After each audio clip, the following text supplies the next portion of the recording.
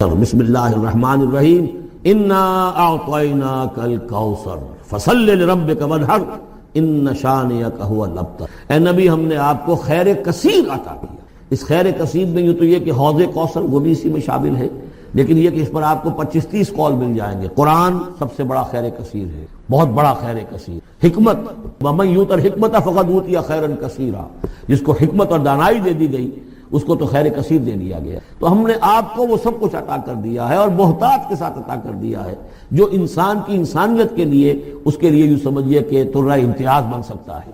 فصل لربک وانحر، پس اپنے رب کے لیے نماز پڑھا کیجئے اور نحر کیجئے، اونٹ قربان کیا کیجئے۔ یہ گویا کہ عید الاضحیٰ کا نقشہ آ گیا۔ فصل لربک، پہلے ہم نماز پڑھتے ہیں دوگانا عید الاضحیٰ، اور پھر جا کر ہم قربانی کرتے ہیں۔ وانحر ان شانئک هو الابتر، یقیناً آپ کا دشمن ہی ہے کہ جو دم کٹا ہو جائے گا۔ اس کا پس منظر یہ ہے کہ جب حضور کے ایک صاحبزادے بچپنی میں فوت ہو گئے تو کچھ جو کفار تھے مکے کے، انہوں نے بڑی خوشیاں منائی کہ ایک ہی بیٹا تھا، باقی تو ان کی بیٹیاں ہیں۔ آپ کو معلوم ہے کہ 4 بیٹیاں تھیں حضور کی صلی اللہ علیہ وسلم، لیکن یہ کہ بیٹا جو تھا وہ ایک ہی تھا، وہ اللہ نے اٹھا لیا۔ تو بڑے خوشیاں منائی گئیں کہ یہ تو دم کٹا جیسے ہوتا ہے، جس کا کوئی پیچھے نام نہ رہ جائے۔ بیٹیوں سے تو نام چلتا نہیں، نام تو چلتا ہے بیٹوں سے، تو اب ان کا تو کوئی تذکرہ ہی نہیں رہے گا۔ کوئی بات نہیں، جب تک یہ ہیں آگے کوئی نام لینے والا نہیں۔ تو فرمایا کہ نہیں، ان کو تو کروڑوں بیٹے اللہ عطا کرے گا، کروڑوں اربوں بیٹے عطا کرے گا۔ ہاں اے نبی، آپ کا دشمن ضرور ہے کہ جس کا نام لیوا کوئی نہیں رہے گا۔ میں نے جو متعدد مواقع سے آیات مبارکہ آپ کو سنائی کہ ہر جگہ پر چوٹی کی چیز صبر ہے، آخری چیز جو بیان ہوتی ہے وہ صبر ہے۔ سورۃ العصر میں آخری بات وتواصوا بالصبر یا ایھا الذین آمنوا استعینوا بالصبر والصلاۃ، اے ایمان والو مدد حاصل کرو صبر سے اور نماز سے۔ ان اللہ مع الصابرین، اللہ تعالیٰ صبر کرنے والوں کے ساتھ ہے۔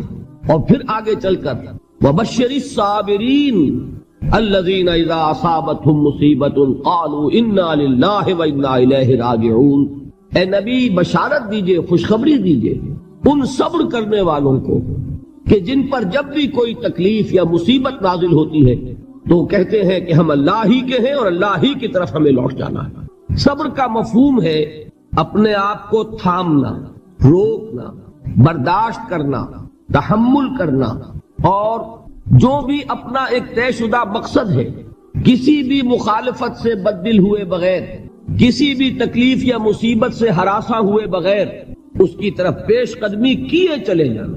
بڑی سخت سردی پڑ رہی ہے، فجر کا وقت ہے، گرم پانی کا اہتمام نہیں ہے، اب اس وقت فجر کی نماز کے لیے اٹھنا، ٹھنڈا پانی اگر ہے تو وضو تو کرنا ہوگا، اس ٹھنڈے پانی سے وضو کرنا، اس وقت لحاف سے نکلنا ہی بہت مشکل، ٹھنڈے پانی سے وضو کرنا اور مصیبت۔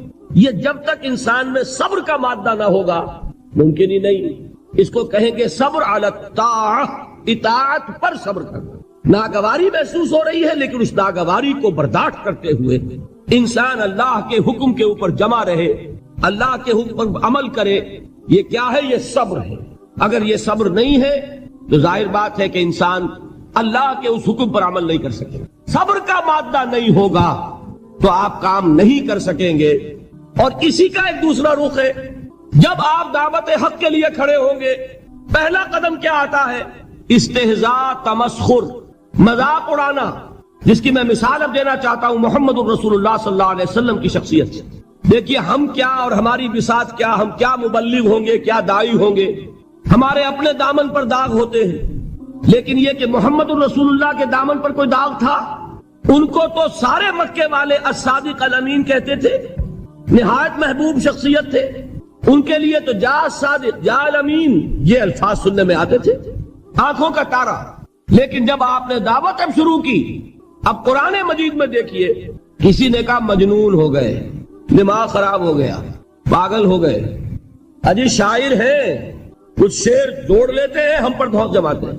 کسی نے کہا ساحر ہیں، کچھ جادو سیکھ لیا ہے، یہاں تک کہ ایسے بدبخت بھی پیدا ہوئے، قرآن میں ہے ساحرون کذاب، سحر کرنے والا جادوگر نہایت جھوٹا۔ یہ الفاظ کہے جا رہے ہیں کس کی شان میں؟ محمد الرسول اللہ صلی اللہ علیہ وسلم۔ قرآن میں نقل کیا گیا یا ایھا الذی نزل علیہ الذکر انک لمجنون۔ کبھی آپ نے اس کا ترجمہ سوچا؟ ہے وہ شخص، دیکھیے تصور کیجئے حضور جا رہے ہیں، تشریف لے جا رہے ہیں، کسی دعوت میں ہے، تبلیغ میں، یا ویسے ہی تشریف لے جا رہے ہیں، اور کوئی ایک دم گھٹا ہے لوگوں کا، ادھر سے فکرہ آتا ہے، تیر کی طرح لگتا ہے دل میں جا کر محمد کے صلی اللہ علیہ وسلم۔ اے وہ شخص جس کا یہ خیال ہے کہ اس پر کوئی ذکر نازل ہو رہا ہے، ہمارے خیال میں تو تمہارا دماغ خراب ہو گیا ہے۔ یا ایھا الذی نزل علیہ الذکر انک لمجنون، کہا کہ نہیں کہا؟ اور یہ نہ سمجھیے کہ حضور صلی اللہ علیہ وسلم کے قلب مبارک کو تکلیف نہیں ہوتی تھی۔ میں قرآن سے ثابت کروں گا، میں کہیں کوئی کہانیاں بیان نہیں کرنا چاہتا۔ قرآن نے کہا ہے وَلَقَدْ نَعْلَمُ أَنَّكَ يَضِيقُ صَدْرُكَ بِمَا يَقُولُونَ، اے نبی ہمیں خوب معلوم ہے صلی اللہ علیہ وسلم کہ جو کچھ یہ لوگ کہہ رہے ہیں اس سے آپ کا سینہ بھجتا ہے، یہ جو گھٹن ہوتی ہے، صدمہ ہوتا ہے۔ أَنَّكَ يَضِيقُ صَدْرُكَ بِمَا يَقُولُونَ، ہمیں خوب معلوم ہے کہ جو کچھ یہ باتیں آپ کو سننی پڑ رہی ہیں، یہ کڑوی کسیلی باتیں، یہ جو فکرے چست ہو رہے ہیں، استہزاء ہو رہا ہے، تمسخر ہو رہا ہے۔ سورہ حجر میں ہے، ایک جگہ کھڑے ہوئے لوگ قرآن کا مذاق اڑا رہے ہیں، بھائی فلاں آیت تم لے جانا، فلاں آیت میری ہوگی، اس کے ٹکڑے کر رہے ہیں، اس کے ٹکڑے اس سے بکھرے کر کے قیمہ بنا کر ان آیات کا تمسخر اڑا رہے ہیں۔ ایک جگہ قرآن مجید میں مذکور ہے کہ فرشتوں کا مذاق اڑ رہا ہے۔ بھائی یہ دیکھو محمد نے کہا ہے صلی اللہ علیہ وسلم کہ جہنم پر تو کل 19 فرشتے ہیں، علیہا 19 قرآن میں آیت نازل ہوئی۔ ایک پہلوان کہتا بھائی 10 کو تو میں سنبھال لوں گا، باقی 9 کا تم انتظار کر لو۔ یہ باتیں آ رہی ہیں حضور کے کانوں میں، کلام الہی کے ساتھ کیا سلوک ہو رہا ہے، مجھ پر کیا فکرے چست کیے جا رہے ہیں، مجھ پر جس طریقے سے استہزاء اور تمسخر کا رویہ اختیار کیا گیا ہے، دل بھج رہا ہے، دل میں صدمہ ہے۔ دیکھیے سورہ نون ہے، اور میرے نزدیک یہ دوسری وحی ہے جو حضور پر نازل ہوئی ہے، اس کی ابتدائی آیات نون والقلم وما یسطرون ما انت بنعمت ربک بمجنون وان لک لاجرا غیر ممنون وانک لعلی خلق عظیم فستبصر ویبصرون بأیکم المفتون ان ربک هو یعلم بمن ضل عن سبیلہ وهو اعلم بالمہتدین۔ نون قسم ہے قلم کی اور جو کچھ یہ لکھتے ہیں۔ اے نبی آپ اپنے رب کی نعمت سے مجنون نہیں ہیں۔ یہ کیوں کہا جا رہا ہے؟ حضور کو جو صدمہ پہنچا ہے وہی نازل ہوئی ہے دل جوئی کے لیے، تسلی کے لیے۔ آپ کیوں برا منا رہے ہیں؟ اے نبی آپ کیوں صدمہ اور رنج اور اندوہ محسوس کر رہے ہیں؟ ان بدبختوں کے کہنے سے کوئی آپ مجنون ہو جائیں گے؟ مانتا بے نعمت ربک بمجنون وَإِنَّ لَكَ لَأَجْرًا غَيْرَ مَمْنُونَ، آپ کو جو یہ صبر کرنا پڑ رہا ہے، آپ کو جو یہ جھیلنا پڑ رہا ہے، اس کی وجہ سے آپ کو وہ اجر ملے گا جس کا سلسلہ کبھی منقطع نہیں ہوگا۔ وَإِنَّكَ لَعَلَىٰ خُلُقٍ عَظِيمٍ، اور اے نبی آپ تو خلق عظیم کے حامل ہیں۔ آپ کا اخلاق، آپ کا کردار، آپ کی سیرت، آپ کی شخصیت میں طہارت، نفاست، پاکیزگی، آج تک دنیا نے کوئی پاگل، کوئی مجنون ایسا بھی دیکھا؟ یہ ساری باتیں اللہ تعالیٰ حضور کی دلجوئی کے لیے فرما رہے ہیں۔ اس سے آپ اندازہ کیجئے کہ کتنا صدمہ ہوتا ہوگا۔ یہی ہے، اس ساری چیز کو جمع کیجئے تو یہ چیز کیا ہے؟ وَاصْبِرْ عَلَىٰ مَا يَقُولُونَ وَاهْجُرْهُمْ هَجْرًا جَمِيلًا، صبر کرو اے نبی، صبر کرو اے محمد صلی اللہ علیہ وسلم، جھیلو اور برداشت کرو اس پر جو یہ کہہ رہے ہیں۔ يُرِيدُونَ لِيُطْفِئُوا نُورَ اللَّهِ بِأَفْوَاهِهِمْ، یہ چاہتے ہیں کہ اللہ کے نور کو اپنے منہ سے بجھا دیں، پھونکے مار کے ہی بس۔ نور خدا ہے کفر کی حرکت پہ خندہ زن، پھونکوں سے یہ چراغ بجھایا نہ جائے گا۔ یریدون لیطفئوا نور اللہ بافواہہم واللہ متم نورہ ولو کرہ الکافرون، یہ چاہتے ہیں کہ اپنے منہ کی پھونکوں سے اللہ کے نور کو بجھا دیں، حالانکہ اللہ تعالیٰ تو اپنے نور کا اتمام فرما کر رہے گا، خواہ ان کافروں کو کتنا ہی ناگوار ہو۔ اس کی ترجمانی ہے نور خدا ہے کفر کی حرکت پہ خنددن، پھونکوں سے یہ چراغ بجھایا نہ جائے گا۔ یہی وجہ دیکھیے مکی صورتوں میں خود نبی اکرم صلی اللہ علیہ وسلم کو اتنے مختلف پیرایوں میں صبر کا حکم دیا گیا۔ کچھ مثالیں میں دے چکا ہوں، وَلِرَبِّكَ فَاصْبِرْ، اسی طریقے سے وَاصْبِرْ كَمَا صَبَرَ أُولُو الْعَزْمِ مِنَ الرُّسُلِ، اے نبی صبر کیجئے جیسے کہ صبر کیا ہمارے اولو العزم رسولوں نے۔ وَاصْبِرْ وَمَا صَبْرُكَ إِلَّا بِاللَّهِ، اے نبی صبر کیجئے اور آپ کا صبر تو اللہ ہی کے سہارے ہے۔ وَاصْبِرْ لِحُكْمِ رَبِّكَ، یہ سورہ نون جس کی ابتدائی آیات میں نے آپ کو سنائی، نون والقلم وما یسطرون ما انت بنعمت ربک بمجنون، اس کا اختتام کیا ہوتا ہے؟ وَاصْبِرْ لِحُكْمِ رَبِّكَ وَلَا تَكُنْ كَصَاحِبِ الْحُوتِ إِذْ نَادَىٰ وَهُوَ مَكْظُومٌ اے نبی صبر کیجئے اپنے رب کے فیصلے کا، انتظار کیجئے اور اس مچھلی والے کے مانند نہ ہو جائیے۔ مچھلی والا کون؟ حضرت یونس علیہ الصلوۃ والسلام۔ مچھلی والے نے اپنے دینی حمیت اور غیرت جو تھی اس کی وجہ سے اللہ کے حکم کا انتظار نہیں کیا، اپنی قوم کو چھوڑ کر چل دیے۔ نبی کا، رسول کا یہ معاملہ ہوتا ہے، جیسے کہ آپ کو معلوم ہے کوئی افسر ہے کسی حکومت کا، وہ اپنی پلیس آف ڈیوٹی کو نہیں چھوڑ سکتا، he must stick to his place of duty. بڑے افسرز کے لیے تو یہ بہت بہت اہم بات ہے۔ تو اے رسول، جہاں آپ کو ہم نے تعینات کیا ہے آپ وہاں سے ہل نہیں سکتے کہ ذرا مخالفت ہوئی، لوگوں نے فکرے چست کیے اور آپ کہیں اور چل دیے، دفع ہوئیے، یہ بات نہیں سننا چاہتے، میں کسی اور کو سناؤں گا، ہو سکتا ہے نا؟ ہم تو کرتے ہیں نا یہ، اس لیے کہ ہمیں تو اللہ نے کہیں تعینات تو نہیں کیا نا۔ اگر ایک جگہ کے لوگ بات نہیں سنتے، چلو بھائی ہم کہیں اور جائیں گے، وہاں بات سنائیں گے۔ لیکن رسول کا معاملہ ہوتا ہے جو اس کی پلیس آف اپوائنٹمنٹ ہے، he cannot leave his place without the express permission of اللہ سبحانہ و تعالی۔ آپ نے یہ سنا ہوگا، سیرت کی تقاریر میں پڑھا ہوگا کہ مدینے کی طرف ہجرت کی اجازت حضور نے تمام صحابہ کو دے دی، خود منتظر رہے جب تک کہ اللہ کی طرف سے اجازت نہیں آئی۔ حضرت ابو بکر پوچھتے رہتے تھے حضور اجازت آ گئی کہ نہیں؟ نہیں ابھی نہیں آئی۔ حضور اذن آ گیا؟ نہیں آیا، ابھی نہیں آیا۔ حبشہ کی طرف سب کو بھیج دیا، اجازت دے دی جو جانا چاہے چلا جائے۔ حضور کی صاحبزادی جو حضرت عثمان کے نکاح میں تھی وہ بھی ہجرت کر رہی ہے، لیکن حضور تو نہیں گئے۔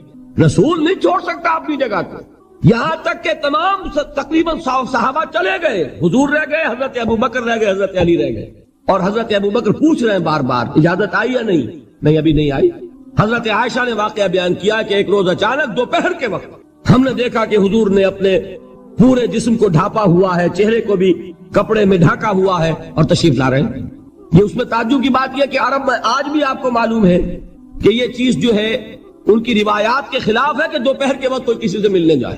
یہ وقت جو ہے قیلولے کا ہے، آرام کا ہے، تو ٹھیک دوپہر کے وقت تشریف لائے حضور۔ آپ نے آ کے حضرت ابو بکر سے فرمایا کہ اجازت آ گئی ہے۔ حضرت ابو بکر نے بہت خوش ہو کر ایک بات کہی، حضور میں نے 2 اونٹنیاں تیار کی ہوئی ہیں۔ یعنی اب آپ وہ تو سوچتے تھے نا شاباش ملے گی کہ میں نے تیاری کی ہوئی ہے، میں نے 2 اونٹنیوں کو خوب کھلا پلا کے فربا کیا ہوا ہے، بڑی توانا ہے تاکہ ہم تیزی کے ساتھ سفر کر سکیں۔ حضور نے توقف کیا، فرمایا ہاں ٹھیک ہے، 1 اونٹنی میں استعمال کروں گا لیکن میں اس کی قیمت ادا کروں گا۔ حضرت ابو بکر کی آنکھوں میں آنسو آ گئے، روتے ہوئے کہا حضور مجھ سے یہ مغایرت، کیا یہ جان اور مال کسی اور کے لیے ہے؟ آپ مجھ سے بھی کہہ رہے ہیں میری اونٹنی جو ہے وہ بھی بلا معاوضہ آپ قبول نہیں فرما رہے۔ یہ ہے محمد الرسول اللہ کی غیرت اور حمیت کا بات۔ اب دیکھیے ایک بات عجیب ہے، یہ ربط اپنے ذہن میں رکھیے، اللہ تو صبر کی تلقین کر رہا ہے اپنے رسول کو، اور رسول یہی تلقین کر رہے ہیں اپنے صحابہ کو، صبر کرو، جھیلو، برداشت کرو، ہاتھ مت اٹھانا، کوئی جوابی کارروائی نہیں ہوگی، بلکہ اپنے اوپر جھیلو جو کچھ جھیلنا ہے، ڈٹے رہو، پیچھے مت ہٹنا، یہ صبر ہے، لیکن ہاتھ اٹھانے کی اجازت نہیں۔ چنانچہ اب ذرا چشم تصور سے دیکھیے، ابو جہل اس نے جو بدترین روش اختیار کی وہ ایک خاندان تھا، حضرت یاسر، ان کی اہلیہ حضرت سمیہ اور ان کے فرزند حضرت عمار رضی اللہ تعالی عنہم۔ یہ غلام نہیں تھے، حضرت سمیہ تو کنیز تھی لیکن یاسر غلام نہیں تھے۔ ان کی کہانی یہ ہے، واقعہ یہ ہے کہ یہ بہت نیک آدمی تھے یاسر، یمن کے باشندے۔ انہیں کو خواب میں بشارت ہوئی کہ نبی کا ظہور ہونے والا ہے مکے میں، جاؤ شاید ان کے قدموں تک پہنچ جاؤ۔ یہ یمن سے ترک وطن کر کے مکے آ گئے۔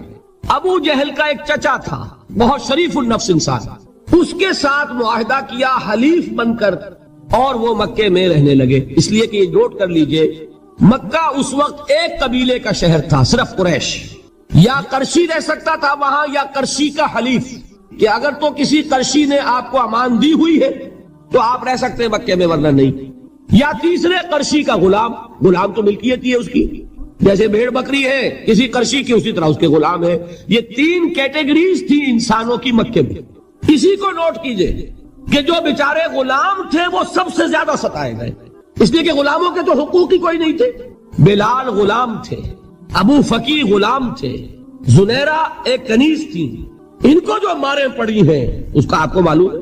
حضرت بلال کے ساتھ جو کچھ امیہ ابن خلف نے کیا، کہ جس طریقے سے کہ حیوانوں کی لاشیں جو ہے کھینچ کر گھسیٹ کر لے جائی جاتی ہیں، ان کی گردن میں رسی ڈال کر گھسیٹتے، اسی طریقے سے حضرت بلال کے گردن میں رسی ڈال کر پھر دوپہر کے وقت مکے کی سنگلاخ گلیوں کے اندر گھسیٹا جاتا تھا۔ نیچے زمین جل رہی ہے توے کی طرح، اور ویسا بھی ہوتا تھا کہ چت لٹا دیا، اوپر سے وہ آگ مکے کا کہ سورج جو ہے ذرا نوٹ کیجئے، آگ برسا رہا، نیچے زمین توے کی طرح جل رہی ہے، اور ایک بھاری سل بھی لا کر جو ہے سر پر رکھ دی، چھاتی پر رکھ دی گئی ہے کہ آواز نہیں نکل رہی، جھاگ نکل رہے منہ سے، لیکن اس حال میں بھی احد احد احد، ایک اللہ، قل هو اللہ احد، الفاظ نکل رہے۔ یہ ہے وہ صبر علی الابتلاء، صبر علی الایذاء، یہ ابتلاء اور ایذاء پر صبر ہے، جھیلو، برداشت کرو، اس توحید پر قائم رہو، محمد کی رسالت کے اقرار کرتے رہو صلی اللہ علیہ وسلم، لیکن ہاتھ نہیں اٹھانا۔ اب میں آپ کو بتا رہا تھا یہ تو غلام تھے، یہ جو تھے یاسر، یہ حلیف تھے، غلام تو نہیں تھے نا۔ البتہ وہ ابو جہل کے چچا کی کنیز تھی یہ سمیہ، انہوں نے اجازت لے کر ان سے نکاح کر لیا، یہ تو کنیز رہے گی۔ بیٹا جو ہوا وہ بھی ایک طرح سے۔ ذرا اس آیت پر اب نگاہ کو مرتکز کیجئے، انسان کا خسارہ کیا ہے۔ دیکھیے، سب سے پہلے میں آپ کی توجہ دلاؤں گا، ذرا آنکھیں کھول کر قلب حساس کے ساتھ نوع انسانی کا مشاہدہ کیجئے، کیسے کیسے دکھ، کتنی تکلیفیں، کتنی محنت، کتنی مشقت ہے جو ہر انسان کا مقدر۔ قرآن مجید میں ایک مکمل سورت ہے، سورت البلد، اس میں اللہ تعالیٰ نے متعدد قسمیں کھا کر ایک بات کہی، لا اقسم بہذا البلد وانت حل بہذا البلد ووالد وما ولد لقد خلقنا الانسان فی کبد۔ ہم نے انسان کو مشقت ہی میں پیدا کیا، یہ مشقت ہر انسان کا مقدر ہے۔ لوگ گھروں کو چھوڑ کر آئے ہوئے ہیں، کہاں کہاں انسان جاتا ہے، یہ اس دنیا میں محنت اور مشقت۔ ہاں، ایک مغالطہ ہو جاتا ہے کہ شاید یہ محلوں میں رہنے والے جو ہیں انہیں کوئی مشقت نہیں، انہیں کوئی دکھ نہیں، حالانکہ حقیقت یہ نہیں ہے۔ جو جتنا امیر ہے آپ دیکھیں گے اس کی جسمانی مشقت کم ہے، ذہنی کوفت زیادہ ہے۔ ٹرینکولائزرز کی انہیں ضرورت پڑتی ہے، انہیں سیڈیٹیوز چاہیے، خواب آور دوائیں مزدور کو نہیں کبھی ضرورت پڑے گی۔ وہ 8 گھنٹے کی محنت کرنے کے بعد احساس ہوتا ہے کہ وہ صبح ہی کی خبر لے گا، اور یہ وہ لوگ ہیں کہ جن کو ہپنوٹکس، خواب آور دوائیاں، سیڈیٹیوز، مسکن ادویات، یہ سارا لیبلیم اور یہ ویلیم اور یہ فلاں اور یہ فلاں، یہ کہاں جاتے ہیں؟ ذہنی سکون اور اطمینان انسان کو حاصل نہیں۔ کسی کی جسمانی مشقت ہے، کسی کی ذہنی مشقت۔ میں آپ کو یاد دلانا چاہتا ہوں مہاتما گوتم بدھ کا معاملہ۔ 30 برس کی عمر میں کپل وستو کا شہزادہ محل کو چھوڑ کر نکل گئے، جوان بیوی کو سوتا ہوا چھوڑ کر گیا، شیر خوار بچے کو چھوڑ کر گیا، راجدھانی میں رہنے والا محل کا باسی، جسے یہ معلوم ہے کہ باپ کے بعد مجھے یہ سلطنت ملنے والی ہے، کیوں گیا؟ کبھی کبھی آپ نے سوچا؟ اس نے انسان کے غم اور دکھ کا مشاہدہ کیا۔ اس نے دیکھا کوئی اندھا ہے، ٹھوکر کھا کر گر رہا ہے، کوئی والدین کھڑے ہوئے رو رہے ہیں اور ان کی نگاہوں کے سامنے ان کا نہایت محبوب بچہ دم توڑ رہا ہے اور وہ کچھ نہیں کر سکتا۔ اس نے سوچا یہ صدمہ کیوں ہے انسان میں، یہ دکھ اس کا مقدر کیوں ہے؟ اس صدمے سے، اس دکھ سے نجات پانے کی بھی کوئی شکل ہے کہ نہیں؟ انسانوں کی ایک عظیم اکثریت، شاہ ولی اللہ دہلوی رحمۃ اللہ علیہ کے الفاظ ہیں کہ وہ لدو اونٹ اور کولو کا بیل بن کر زندگی بسر کرتی ہے۔ جو 8 گھنٹے تک اینٹیں ڈھو رہا ہو، اس شخص کا تصور کیجیے آپ، وہ واقعی انسان ہے یا حیوان بن گیا ہے؟ اور 8 گھنٹے کی اس محنت کے بعد بھی ہو سکتا ہے کہ 2 وقت کی روٹی اسے پوری نہ ملے، اور یہ تو ہو سکتا ہے، نہیں ہوتا ہے کہ اگر بچہ بیمار پڑ گیا ہے تو شاید کوئی برتن بیچے بغیر اس کی دوا کا سامان نہ کر سکے۔ ایسا شخص کتنے بوجھوں تلا دبا ہوا ہے، کتنی مشقت کے اندر پسا ہوا ہے۔ لدو اونٹ اور کولو کا بیل انسانوں کی عظیم اکثریت کی سطح پر زندگی بسر کرتی، لیکن آپ کو معلوم ہے کہ کولو کے بیل کے لیے مشقت ہی مشقت ہے، اس کے احساسات یہ نہیں ہے جو کہ ان سے انسان کو جو صدمہ پہنچتا ہے۔ ایک بیل کو اس سے کوئی غرض نہیں کہ اس کا کوئی بچہ بھی تھا کہ نہیں تھا، اس کو کوئی بخار ہوا ہے یا کیا ہوا ہے، اس صدمے سے وہ بیل بچا ہوا ہے۔ گھوڑے کو کوئی پتا نہیں کہ میرا بھی کوئی اولاد میری ہے یا نہیں ہے، اور مجھے اس کا کوئی صدمہ ہے یا دکھ ہے، کوئی پتا نہیں۔ لیکن انسان کا معاملہ یہ ہے کہ والدین کو جو جو دکھ دیکھنے پڑتے ہیں اپنے بچوں کے لیے، اپنی اولاد کے لیے۔ رات کی نیند ہے حرام ہے اس لیے کہ بچہ بخار میں تپ رہا ہے یا درد سے تڑپ رہا ہے، لہذا نہ ماں سو سکتی ہے نہ باپ سو سکتا۔ میں نے ایک موقع پر دیکھا لاہور میں کیروسین آئل، اس زمانے میں ابھی سوئی گیس نہیں آئی تھی، اور اکثر و بیشتر جو ہے یہی مٹی کا تیل جو ہے ایندھن کے طور پر استعمال ہوتا تھا، اس کی شارٹیج ہو گئی تھی۔ تو کئی فرلانگ لمبی قطاریں لگتی تھی ان دکانوں کے باہر، ڈپوں کے باہر، اور ایسے ایسے منظر بھی کہ ایک خاتون برقع پوش، ایک گود میں بچے کو لیے ہوئے، ایک کی انگلی پکڑے ہوئے، بوتل ہاتھ میں لیے ہوئے تیل کے لیے، اور کئی گھنٹے کھڑی ہے دکان۔ یہ مشقت انسان جھیلتا ہے کہ نہیں؟ غالب نے اس کا نقشہ کھینچا ہے کہ رنج سے خوگر ہوا انسان تو مٹ جاتا ہے رنج۔ مشکلیں اتنی پڑی مجھ پر کہ آسا ہو، ہم بھول جاتے ہیں، ورنہ واقعہ یہ کہ قلب حساس ہو اگر، اور قید حیات و بند غم اصل میں دونوں ایک ہیں، موت سے پہلے آدمی غم سے نجات پائے کیوں۔ اچھا یہ تو ہوا لقد خلقنا الانسان فی کبد۔ حیوانات کا معاملہ ایک اور اعتبار سے آسان ہے، ان سے کوئی محاسبہ بھی ہے کیا؟ کوئی جواب دہی بھی ہے؟ کوئی ان کو اللہ کے حضور میں کھڑے ہو کر اپنے اعمال کا حساب بھی دینا؟ نہیں۔ انسان کی یہ ٹریجڈی ہے، یہ المیہ ہے انسان، اس کو بھی قرآن مجید کی ایک سورت میں قسمیں کھا کر اذا السماء انشقت، اس کے بعد کیا فرمایا؟ یا ایھا الانسان انک کادح الی ربک کدحا فملاقیہ۔ اے انسان، تیرا المیہ، تیری ٹریجڈی اس سے کہیں بڑھ کر ہے، تجھے صدمے پر صدمے جھیلتے ہوئے، مشقت پر مشقت برداشت کرتے ہوئے ایک روز اپنے رب کے حضور میں بھی کھڑا ہوگا، جواب دہی بھی کرنا۔ اس دن کے حساب سے، اس دن کے احساس سے جو بڑے بڑے ہماری امت کے عظیم جو گلے سرسبد ہیں، ان کا یہ حال آپ نے پڑھا ہوگا۔ حضرت ابوبکر صدیق رضی اللہ تعالی عنہ وہ ایک عجیب کیف کے عالم میں فرمایا کرتے تھے، کاش میں درختوں پر چہچہاتی ہوئی چڑیا ہوتا جس سے حساب کتاب نہیں ہو، کاش کہ میں گھاس کا تنکا ہوتا جو آج ہے اور کل آگ میں جلا دیا جاتا، ختم ہو جاتا، اس سے محاسبہ کوئی نہیں۔ وہ جس کے احساس سے کہ حضرت عمر جو ہے اپنے انتقال کے وقت سخت بے چین تھے، ان کے بیٹے حضرت عبداللہ ابن عمر رضی اللہ تعالی عنہما نے ان کا سر جو ہے وہ اپنے زانوں پر رکھ لیا تو کہا نیچے ڈال دو، ایک عجیب بے کلی اور بے چینی۔ انہوں نے کہا ابا جان آپ کیوں پریشان ہیں؟ آپ تو عشرہ مبشرہ میں سے، آپ کو تو اللہ تعالیٰ نے جنت کی بشارت حضور کے ذریعے سے اس دنیا میں دی۔ حضرت عمر فرماتے ہیں کہ خدا کی قسم اگر قیامت کے دن عمر برابر سرابر پر چھوٹ گیا تو بہت بڑی کامیابی تصور۔ یہ احساس جن کو ہوتا ہے۔ حضرت علی کا حال کیا ہوتا ہے؟ ابھی جو آپ نے حافظ صاحب سے سنا، یہ حضرت علی کا معاملہ ہے کہ ایک تیر پیوست ہو گیا تھا، کسی طرح نکل نہیں رہا تھا۔ حضرت علی نے فرمایا کہ اچھا چھوڑو مجھے، میں نماز کی نیت باندھتا ہوں۔ نماز کی نیت پڑھتے تھے تو لرزتے تھے، کانپتے تھے، کس کے سامنے کھڑا ہوں اور کس کے سامنے مجھے ایک دن جواب دہی کے لیے کھڑا ہونا ہوگا۔ لن تزولا قدم ابن آدم، حضور نے خبر دی ہے ابن آدم کے قدم ہل نہیں سکیں گے۔ جیسے مجرم کھڑا ہوتا ہے کٹہرے کے اندر، اس کٹہرے میں سے ہل نہیں سکو گے، حتی یسأل عن خمس، جب تک کہ 5 چیزوں کا حساب نہ لے لیا جائے۔ وہ 5 چیزیں کیا ہے؟ کان کھول کر سنیے۔ عن عمرہ فیما افناہ، عمر کا حساب دو، یہ 80 برس اور 70 برس ہم نے تمہیں دنیا میں دیے، کہاں ضائع کیے؟ وعن شبابہ فیما ابلاہ، اور خاص طور پر جوانی کا دور، امنگوں کے دن، ولولے ہوتے ہیں، قوت ہوتی ہے، توانائی ہوتی ہے، آدمی چلتے ہوئے زمین پر پاؤں مارتا ہے، قوت جو ہے وہ اپنا اظہار چاہتی ہے۔ یہ جوانی کہاں گلائی؟ حساب لو، ایک ایک لمحے کا حساب تھا۔ وہاں مالہ من این اکتسبہ وفیما انفقہ، ایک ایک پائی کا حساب دو، مال کا کہاں سے کمایا تھا، حلال سے کہ حرام سے، اور کہاں خرچ کیا تھا، گلچھروں میں، عیاشیوں میں، یا نیکی کے کاموں میں، ادائے حقوق اللہ کے دین کے لیے۔ 4 سوال ہو گئے، 2 زندگی کے بارے میں، ایک زندگی پوری بحیثیت مجموعی کہاں کس کام میں لگائی، اور خاص طور پر شباب کا دور کہاں لگایا۔ 2 سوال مال کے بارے میں، کمایا کہاں سے، حلال سے کہ حرام سے، جائز سے کہ ناجائز سے، خرچ کہاں کیا، اور آخری سوال وعما عمل فیما علم، جو علم حاصل کیا تھا اس میں عمل کتنا کیا۔ علم کے انبار لگاتے چلے گئے اور عمل کے آغاز کی بھی نوبت نہ آئی۔ یہ علم جو ہے یہ اس روز سب سے بڑا وبال بن جائے گا۔ اتنا علم اور عمل کچھ نہیں، بجائے کہ کریڈٹ کا ذریعہ بنے یہ الٹا ڈیبٹ کا کھاتا بن جائے۔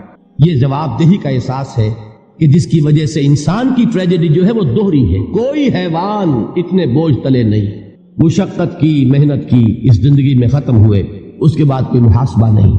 اس کو بھی غالب نے خوب کہا ہے کہ اب تو گھبرا کے یہ کہتے ہیں کہ مر جائیں گے، اور مر کے بھی چین نہ پایا تو کدھر جائے۔ یہ ہے وہ ہیومن ٹریجڈی۔ نبی اکرم صلی اللہ علیہ وسلم حدیث سے فرماتے ہیں جب کھاؤ تو بسم اللہ پڑھو، ہے نا، جب کسی چیز کو کھولو تو بسم اللہ پڑھو، جب کسی چیز کو ڈالو، پانی اگر مشکی سے ڈالے تو بسم اللہ پڑھو، چیزوں پر ڈھانکو تو بسم اللہ پڑھو، دروازے کھولو تو بسم اللہ پڑھو، دروازے بند کرو تب بسم اللہ پڑھو، ہے نا۔ کتنا ہے؟ قرآن پڑھ رہے ہیں اس سے پہلے ہم کو بسم اللہ پڑھنا ہے، کسی کام کی شروعات کرے اس سے پہلے ہم کو بسم اللہ پڑھنا ہے. مطلب بسم اللہ ایک طرح سے ایک ماسٹر دعا ہے، ایک ماسٹر کی جیسا ہوتا ہے نا، تو ایک ماسٹر دعا ہے کہ ہمیں کچھ نہیں آتا تو یہ کر سکتے کم از کم بسم اللہ، اللہ کے نام سے بڑا مہربان نہایت رحم. اور یہ بڑی اہم چیز ہے، اگر یہ شامل نہ ہو تو ہمارا کھانا اس میں بھی شیطان شامل، ہمارا پینا اس میں بھی شیطان شامل، ہمارا رہنا اس میں بھی شیطان شامل. یاد رکھیے، اور اللہ کا ذکر نہ ہو تو ہر عمل میں شیطان داخل ہو جاتا ہے. یاد رکھیے، سمجھ رہا؟ ہر عمل میں یاد رکھیے. تو بسم اللہ کو ایک معمول بنا لے اللہ کے نام سے، ہے نا. وضو کرنا ہے تب بھی بسم اللہ پڑھنا ہے نا، کہ اس کا وضو نہیں جس نے بسم اللہ نہیں پڑھا. مطلب بڑا اہم ہے، بڑا اہم ہے. بھول جاتے ایک الگ بات ہے لیکن بڑا اہم ہے. یاد رکھیے تو بسم اللہ یاد رکھیے. تو یہاں سورہ فاتحہ شروع ہو رہی بسم اللہ الرحمن الرحیم، اللہ کے نام سے بڑا مہربان نہایت رحم کرنے والا. تو ہمیں بھی چاہیے ہم جب قرآن کو پڑھے تو بسم اللہ سے چالو کرے، ہر کام کرے تو بسم اللہ سے چالو کرے، اور بسم اللہ اللہ کے نام سے. ظاہر سی بات ہے اگر ہم کسی کام کو اللہ کے نام سے شروع کریں گے تو یہ کام بابرکت ہوگا، فضیلت کا حامل ہوگا، اہمیت کا حامل ہوگا، برکت لائیں گا، رحمت لائیں گا، ہے نا. اللہ کا کرم ہمارے طرف متوجہ ہوگا، اس لیے کہ ہم نے اللہ کے بابرکت نام سے اس چیز کی شروعات کی. اور اللہ کے نام سے زیادہ بابرکت چیز دنیا میں کوئی نہیں ہے، سب سے بابرکت چیز. اس کے بعد اللہ تعالیٰ جس میں تاثیر دے اس کو برکت والا اللہ بنا دیتا ہے، لیکن سب سے بابرکت چیز. تو ہم جب شروعات کریں کسی چیز کی تو بسم اللہ سے کریں. تو یہاں بھی اللہ نے سورۃ الفاتحہ کی اپنی کتاب کی ابتدا بسم اللہ الرحمن الرحیم، اللہ کے نام سے بڑا مہربان نہایت رحم والا. ٹھیک ہے، یہ اس کا معنی ہے. الحمدللہ رب العالمین. آیت نمبر 2، تمام تعریفیں اس اللہ کے لیے جو سارے عالم کا رب ہے. تمام تعریفیں اس اللہ کے لیے سارے عالم کا رب ہے. اب قرآن کی ابتدا اور سٹارٹ دیکھیے کتنی بیوٹیفلی ہو رہی ہے، کتنی خوبصورتی کے ساتھ ہے. پہلے شروعات کرنے کا طریقہ سکھا دیا گیا، کتاب شروع ہوتی ہے بسم اللہ الرحمن الرحیم، ہر کام سے پہلے کرو. دوسرا، الحمدللہ رب العالمین، تمام تعریفیں اس اللہ کے لیے ہے جو سارے عالم کا رب ہے.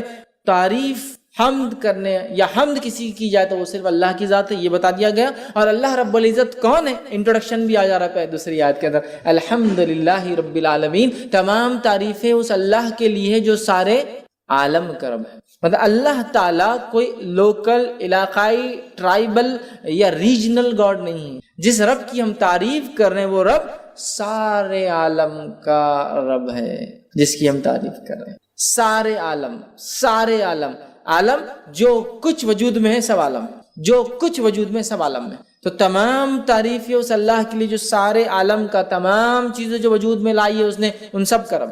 سمجھ رہا؟ الحمدللہ، تمام تعریف. اور الحمدللہ کا معنی شکر کے اس میں نہیں لینا چاہیے. حالانکہ حمد میں شکر شامل ہے لیکن شکر میں حمد شامل نہیں ہے. کیوں کہہ رہا ہوں میں؟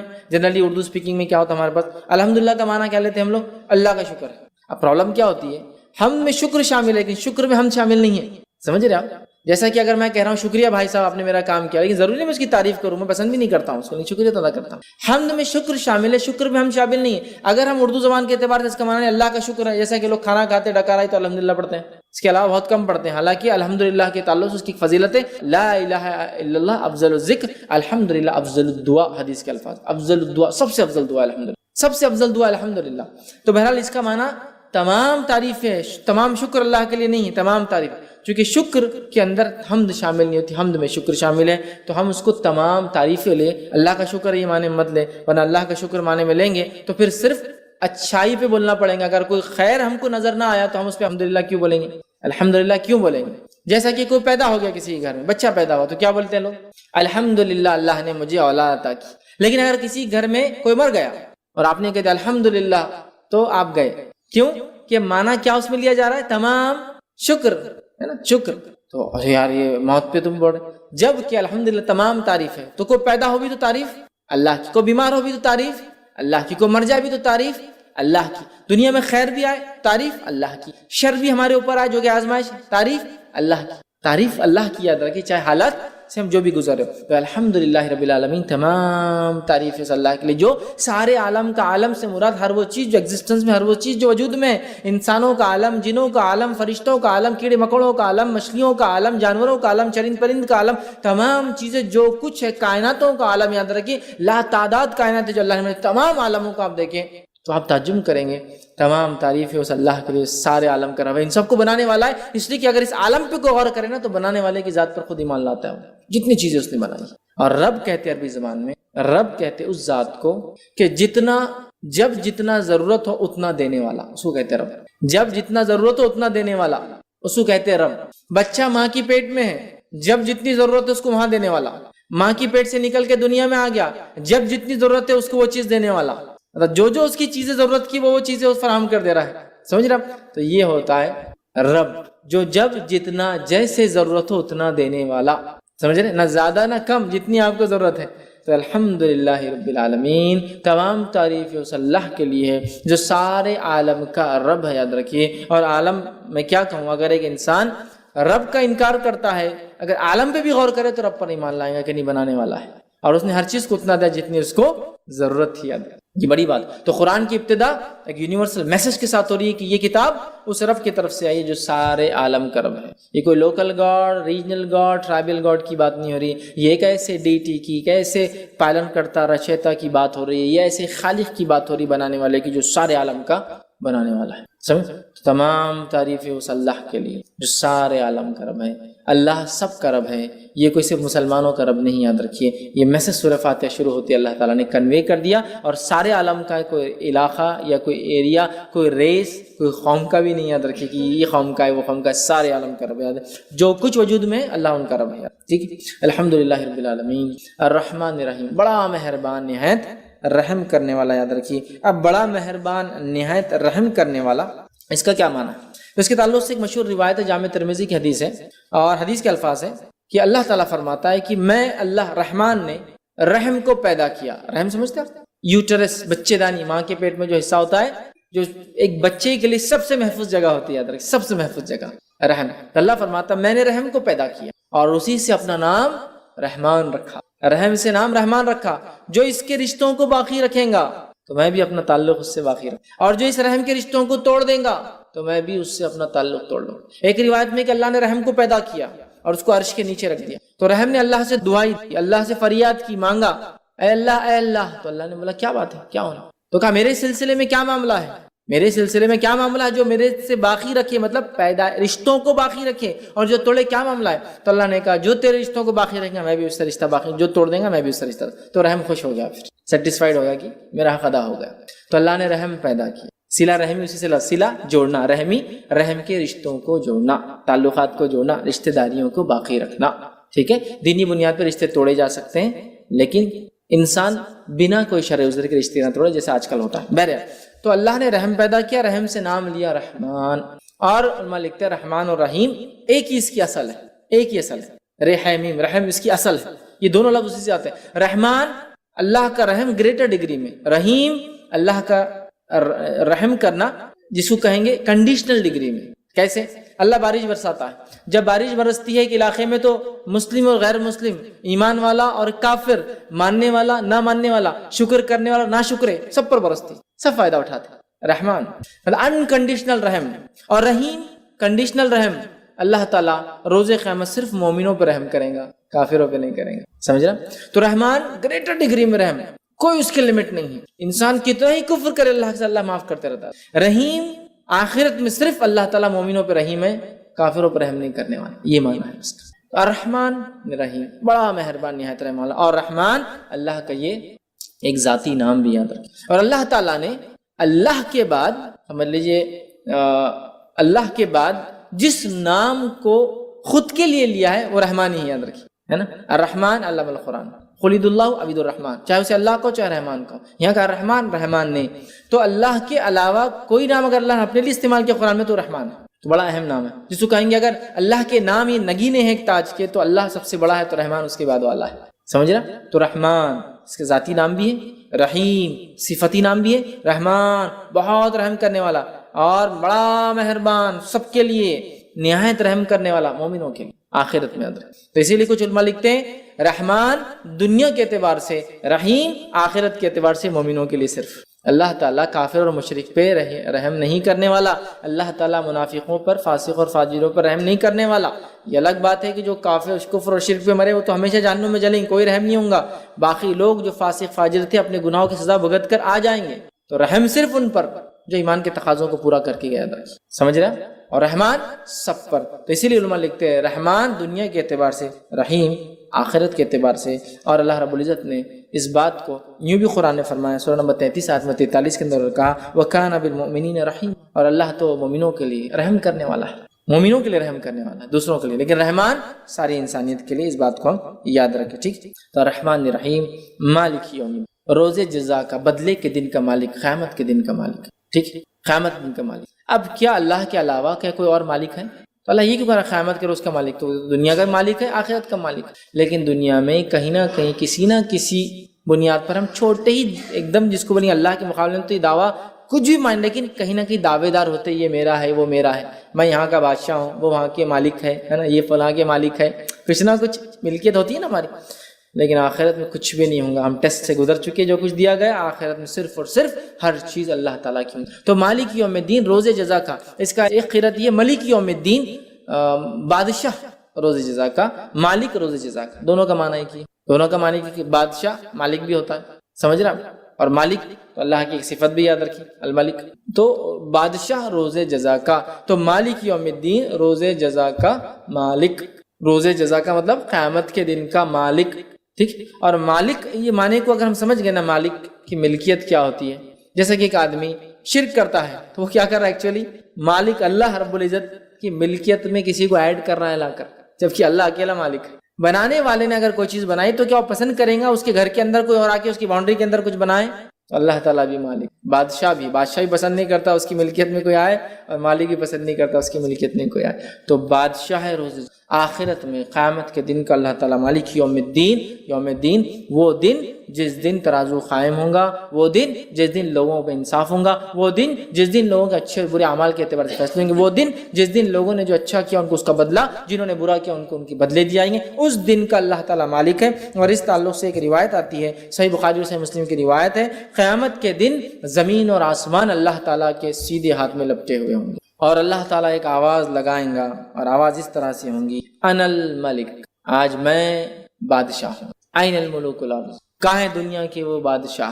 این الجبارون و این المتکبرون، کہاں ہے وہ دنیا کے بادشاہ جو ظلم اور زیادتی اور جبر کرتے اپنے لوگوں پر، اور کہاں ہے وہ جو تکبر کیا کرتے ہیں؟ اللہ آواز دیں گے، اللہ آواز دیں گے. یاد رکھیں، لہٰذا تکبر کرنا بہت خطرناک بات ہے، یاد رکھیں، خاص طور سے جب آدمی کو اللہ مال دولت یا پوزیشن یا سلطنت یا ملکیت دے، اس لیے کہ اللہ آواز دیں گا کہاں ہے دنیا کے بادشاہ؟ آج میں بادشاہ ہوں، آج کوئی دوسرا بادشاہ نہیں، کسی کی بادشاہت نہیں چلیں گے، آج میں بادشاہ ہوں. کہاں ہے دنیا کے بادشاہ؟ اللہ ان کو آج میں. کہاں ہے جو جبر و زیادتی کرتے؟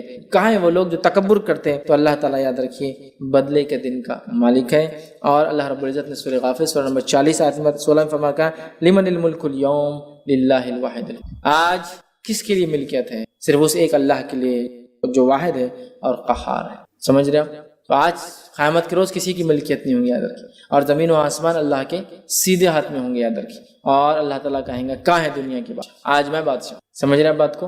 تو لہٰذا اللہ بادشاہ ہے روز جزا کا، بدلے کے دن کا. جس دن جس نے جو دنیا میں کیا تھا اس کو اس کے بدلے چکائے جائیں گے، حساب اور کتاب ہوں گا. اس ڈگری اور اس لیول تک کہ ایک بکری جس کو سینگ نہیں ہوں گے، اس کو کسی سینگ والی بکری نے مارا ہوگا تو بغیر سینگ والی کو سینگ دیا جائے گا. وہ اس بکری کو ماریں گے جس نے دنیا میں مارا تھا، اور ان کا معاملہ ختم کر دیا جائے گا. صحیح مسلم کی روایت. اس دن کا اللہ تعالیٰ جو ہے مالک ہے، مالک یوم الدین. پھر اللہ نے فرمایا ایاک نعبد و ایاک نستعین، اے اللہ ہم تیری ہی عبادت کرتے ہیں اور تجھی سے ہی مدد طلب کرتے ہیں. اے اللہ ہم تیری بھی عبادت کرتے ہیں اور تجھ سے بھی مدد طلب کرتے نہیں ہیں. تیری ہی، صرف اور صرف اے اللہ تیری عبادت اور تجھی سے مدد طلب کرتے. اگر اتنی بات بھی ایک بندہ سمجھ جائے نا، ایک مومن بندہ، تو انشاءاللہ کم از کم مسلمان شرک نہیں کریں گے. حالت یہ ہے کہ ہم اس سورت کو پڑھتے ہیں، کتنی بار پڑھتے ہیں؟ خالی فرض نمازیں جو لوگ پڑھتے ہیں، خالی فرض تو 17 بار ہو جاتی ہے. فجر کی 2 رکعت، ظہر کی 4 رکعت، عصر کی 4 رکعت، مغرب کی 3 رکعت، عشاء کی 4 رکعت، 17 دفعے پڑھ رہا ہے اس کو. ایاک نعبد و ایاک نستعین، اے اللہ ہم تیری ہی عبادت کر اور تجھی سے ہی مدد طلب کر. تیری بھی نہیں، تیری ہی، ہے نا؟ سمجھ رہا ہوں؟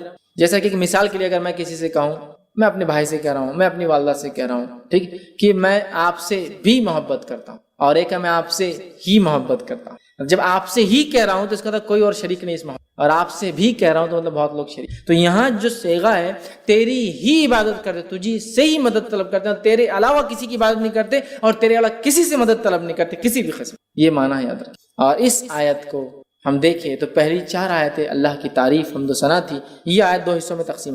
یہ آیت 2 حصوں میں تقسیم، آدھی بندے اللہ کے لیے، آدھی بندے کے لیے، اور بندہ اس کے بعد اپنی باتیں رکھ رہا ہے، تجھی سے مدد طلب کرتے، کیا طلب کرتے؟ آگے دعا بھی اللہ ہی سکھا رہا ہے۔ سبحان اللہ۔ سورۃ الفاتحہ ایک خوبصورت صرف اللہ کی حمد و ثنا اور دعا نہیں ہے، بلکہ یہ بہترین اپنے آپ میں ایک مکمل دعا ایک بندے کے لیے جو اس کو زندگی جینے کے لیے چاہیے، اور جو دعا اللہ نے اس میں سکھا کر اس دعا پہ ہم مکمل کھڑے اتر گئے تو دنیا کی اور آخرت کی کامیابی ہمارے لیے یاد رکھیں انشاءاللہ۔ تیری ہی عبادت کرتے ہیں، تیرے ساتھ کسی کو ذرہ برابر بھی ہم شریک نہیں کرتے ہیں کسی بھی چیز میں، نہ تیری عبادت میں، نہ تیرے اسماء و صفات میں، اور نہ ہی تیری مطلب جس کو کہیں گے رب ہونے کے اندر، نہ تیرے نام اور جو ہے صفات کے اندر، اور نہ ہی تیری عبادت کے اندر کسی بھی اس میں ذرہ برابر بھی کسی کو شریک نہیں، کیونکہ اللہ اس کو پسند نہیں کرتا۔ سمجھ رہے بات؟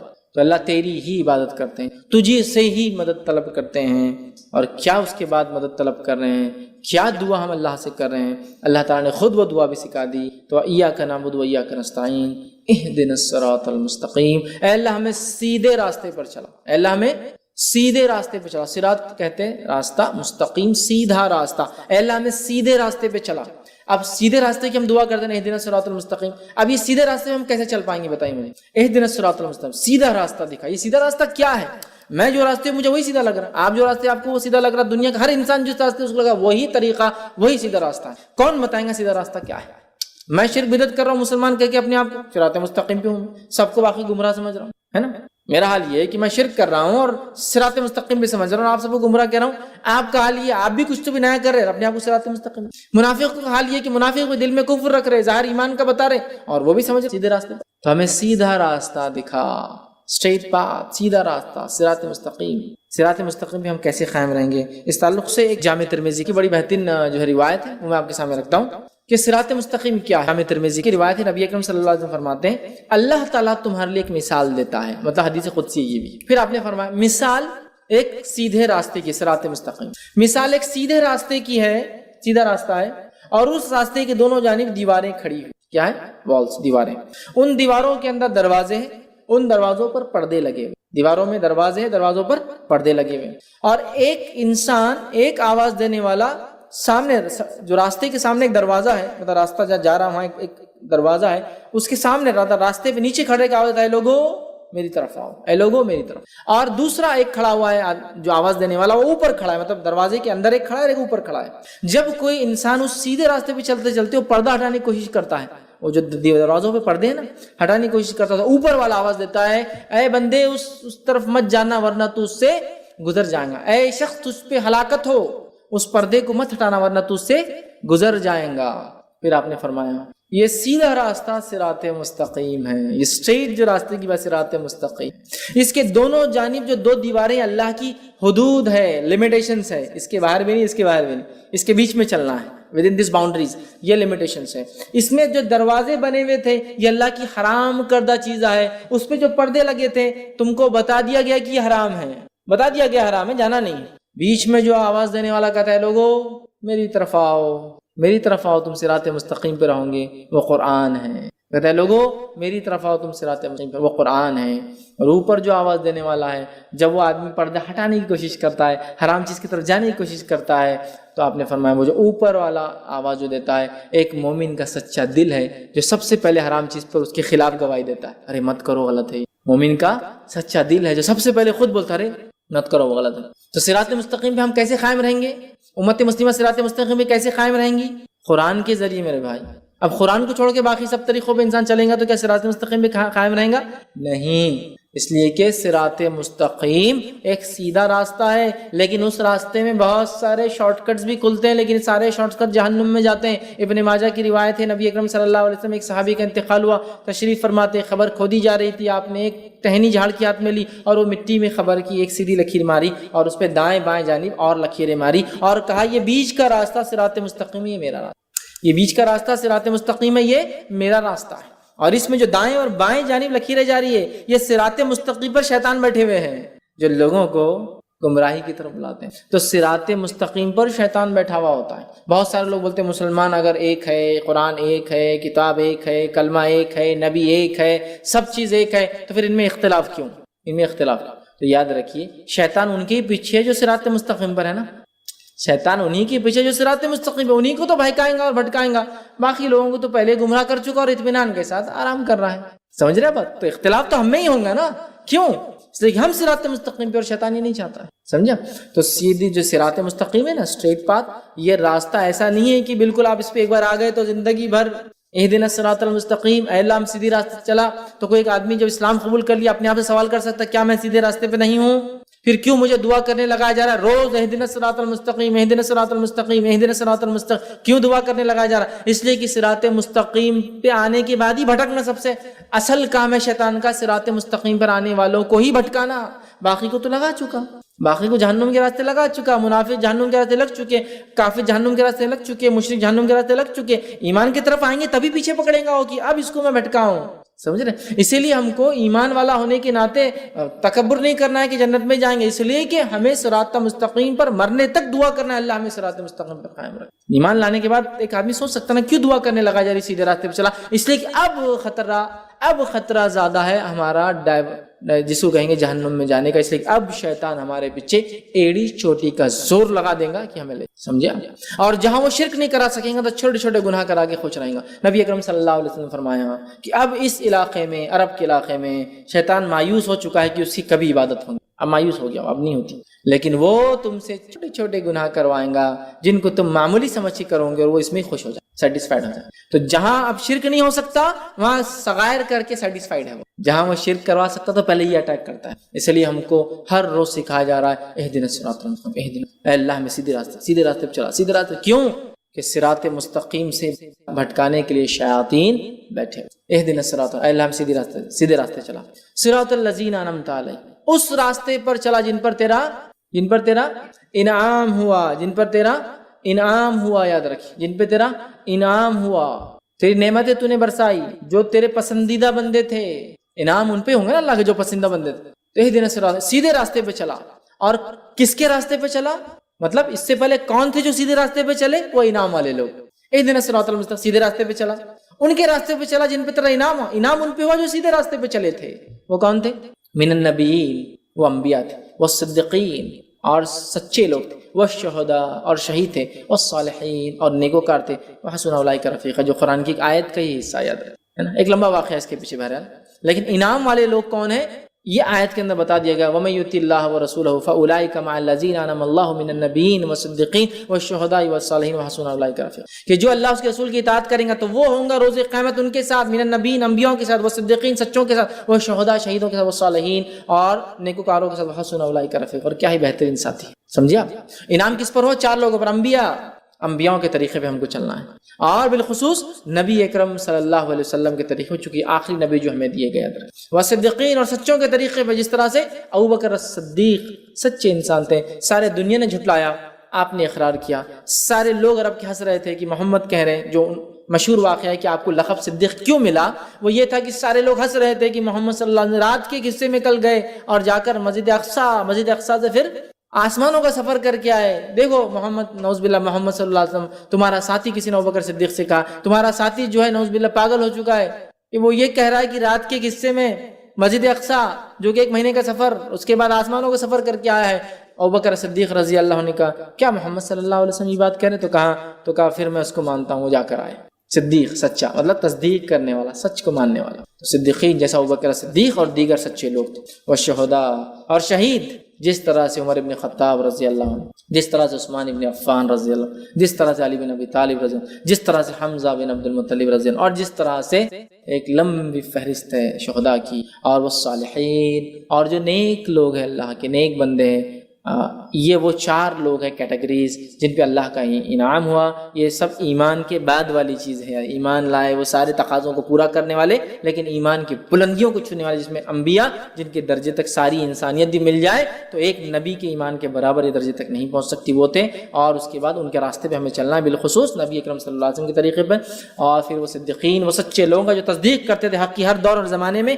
آج بھی اس زمانے سے ہم گزر رہے ہیں جس زمانے میں اسلام کا انکار کرنا، حق کا انکار کرنا معمولی بات سمجھی جا رہی ہے. یاد رکھیں، اس دور میں تصدیق کرنا کہ میں ایمان لاتا ہوں اس چیز پر، منہ ان جیسا کہا گیا، یہ ایک سچے انسان کی، مومن کی آج پہچان ہے. وہ شہداء، وقت پڑنے پر اپنا جان مال تو انسان لگاتا ہے، جان بھی اللہ کے راہ میں لگا دے. وہ صالحین، اور نیکیوں پہ اڑا رہے، اس لیے کہ آج نیکی کرنا بہت مشکل کام ہے. وحسن اولئک رفیقا، اور اللہ نے کہا کیا ہی بہترین ساتھی ہے. جو اللہ رسول کی اطاعت کرے گا تو ہوں گا 4 لوگوں کے ساتھ، اور یہ بہترین ساتھی ہے. تو یہ انعام والے لوگ ہیں. تو اللہ چلا ہمیں سیدھے راستے پر. کن کے راستے پر؟ جو اس راستے پہ چل چکے ہیں پہلے. وہ کون ہے؟ وہ 4 لوگ جن پہ تیرا انعام ہوا. وہ 4 لوگ یہ ہے. ٹھیک ہے. صراط الذین انعمت علیہم غیر المغضوب، اور مت چلا ان راستے پر، ان لوگوں کے راستے پر جن پر تیرا غضب ہوا. اس سے مراد یہود، اس سے مراد یہود، اس لیے کہ وہ ایمان والے تھے ہم سے پہلے، لیکن ایمان والے ہونے کے باوجود انہوں نے کفر کو اور شرک کو پسند کیا، انبیاء کی نافرمانی کو پسند کیا، اللہ کے جس کو شعار علامت انبیاء کو قتل کرنا پسند کیا، جو رب چاہتا تھا اس کی خلاف ورزی کرنے کو پسند کیا. ہفتے کو مت شکار کرو، کرنا ہے پسند،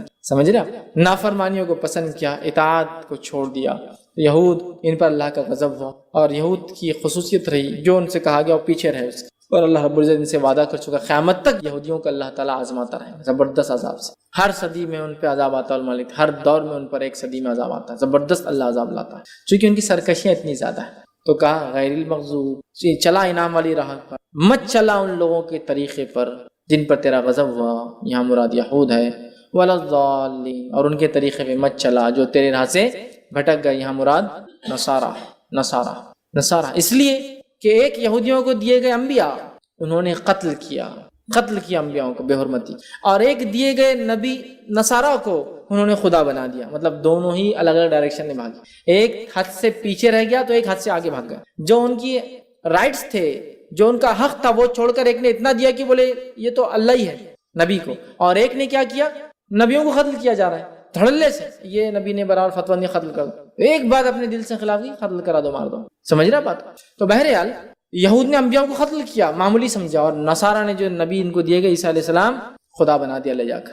گاڈ یا ون ود گاڈ، جو بھی بولیے، خدا یا خدا کے ساتھ ایک بنا دیا. ہم نے دونوں سے پناہ مانگی کہ مغضوب والے راستے پہ بھی نہیں چلنا ہے اور ضالین والے. تو ہم کو ایک طرح سے اللہ رب العزت نے ایک گائیڈ لائنز دے دیا، سب سے منیمم دعا بتا دی کیا ہے کہ ہمیں کیا کرنا ہے. سیدھے راستے پر چلنا ہے، انعام والوں کے طریقے پہ چلنا ہے، اور 2 لوگوں کے طریقے سے بچنا ہے. اگر اتنا ہم سمجھ لیں، اس لیے میں نے کہا دنیا اور آخرت کی کامیابی اس دعا کے اندر شامل ہے کہ ہم نے سمجھ لیا کہ ہمیں کیا کرنا ہے، سیدھے راستے پہ چلنا ہے. قرآن جو بتاتا ہے ہمیں ان لوگوں کے راستے پہ چلنا جن پر انعام ہو، انبیاء کے طریقے، بالخصوص محمد صلی اللہ علیہ وسلم کے طریقے پہ، اور اس کا صدیقین، شہداء، صالحین کے طریقے پہ چلنا ہے. یہ کر لیے تو دنیا کی کامیابی، آخرت کی کامیابی ہو گئی. اور 2 لوگوں کے راستے سے بچنا ہے، مطلب انہوں نے جو شر یا سرکشی یا برائی یا جو کام کیا وہ ہم کو نہیں کرنا ہے. بس اگر یہ نہیں کہ تو ہم خود بخود ان کے راستے پہ ہو جاتے ہیں. مطلب ایمان لانے کے بعد صراط مستقیم پہ اگر ہم ہیں اور اس کے بعد انعام والے لوگوں کے طریقے پہ چل رہے ہیں تو 2 چیزوں سے بچنا ہے ہم کو. وہ کیا ہے؟ جس طرح سے یہود نے کام کیا جن پہ اللہ کا غضب ہوا، اور ضالین نے کیا. اگر یہ کر لیتے ہیں انشاءاللہ عزیز تو ہم ان دونوں سے بچ گئے، اور یہ لوگوں کے طریقے پہ چل گئے تو دنیا بھی کامیاب، آخرت بھی. ابھی انعام والوں کی راہ کیا ہے اور کیسی ہے؟ یہ صراط مستقیم کیا ہے؟ قرآن اب شروع ہو رہا ہے اس کے بعد، ہے نا، سورہ فاتحہ کے بعد الف لام میم ذالک الکتاب شروع ہو رہا ہے کہ یہ ہے وہ صراط مستقیم جو حدیث کے اندر جامع ترمذی کے آگے قرآن جو بلاتا ہے لوگوں میری طرف آؤ. صراط مستقیم، یہ صراط مستقیم میں قائم رہنے کا ایک ہی ذریعہ قرآن، دوسرا کوئی ذریعہ نہیں، کوئی کتاب نہیں، کوئی چیز نہیں. قرآن اے لوگوں میری طرف آؤ، اور وہ صراط مستقیم ہے، وہی سیدھا راستہ. تو ہمیں قرآن کو تھامنا ہے. اگر اہدنا الصراط المستقیم ہم دعا کرتے ہیں تو صراط الذین انعمت علیہم، انعام والوں کی راہ. کیا انعام والوں کی راہ؟ کیا کیا انہوں نے؟ قرآن اٹھا لیجیے، سورہ بقرہ چالو ہو گیا، موسیٰ علیہ السلام کا واقعہ چالو ہو گیا. کیا حرکتیں کی موسیٰ علیہ السلام کے ساتھ لوگوں نے. ہمیں وہ حرکتیں اپنے انبیاء، اپنے نبی کے ساتھ، اور خاص طور سے محمد صلی اللہ علیہ وسلم کے ساتھ نہیں کرنا چاہیے، چونکہ ہم آخری امت ہے، لہٰذا اب دوسرے نبی کا تذکرہ اب ہمارے لیے وہ لائق اتباع نہیں ہے. محمد صلی اللہ علیہ وسلم طریقے پہ چلنا ہے. ہم نے کوئی بھی کام اس کے خلاف نہیں کرنا جس طرح سے وہ لوگوں نے اپنے انبیاء کو. ہمیں وہ کوئی حرکت، وہ کوئی کام، وہ کوئی خصلت، وہ کوئی کیریکٹر اپنے اندر نہیں پیدا کرنا ہے جو یہود کے اندر تھا، جس کے اللہ کا غضب ہوا ان پر. کوئی بھی چیز نہیں کرنا جو انہوں نے کیا، کسی بھی شکل میں انہوں نے کیا، ہمیں نہیں کرنا ہے. سمجھ رہے ہیں؟ ہمیں کچھ نہیں کرنا ہے، ورنہ پھر کیا ہوگا؟ نتیجہ وہی ہوگا. ہمیں جو ہے ہر وہ چیز کی خلاف ورزی کرنا ہے جو انہوں نے کیا، اس لیے کہ انہوں نے اپنی کتاب کی ہر وہ چیز کی خلاف ورزی کی جو ان کو کرنے کو کہا گیا تھا. معلوم ہے انہیں کہا جا رہا ہفتے دن مت کرو شکار، تو کر رہے ہیں. ہمیں ان کی مخالفت کرنا ہے. نبی اکرم صلی اللہ علیہ وسلم ساری زندگی یہودیوں کی مخالفت، حتیٰ کہ جب آپ مدینہ پہنچنے کے بعد پوچھا کہ یہودی روزہ رکھتے ہیں 10 محرم کو، کیوں؟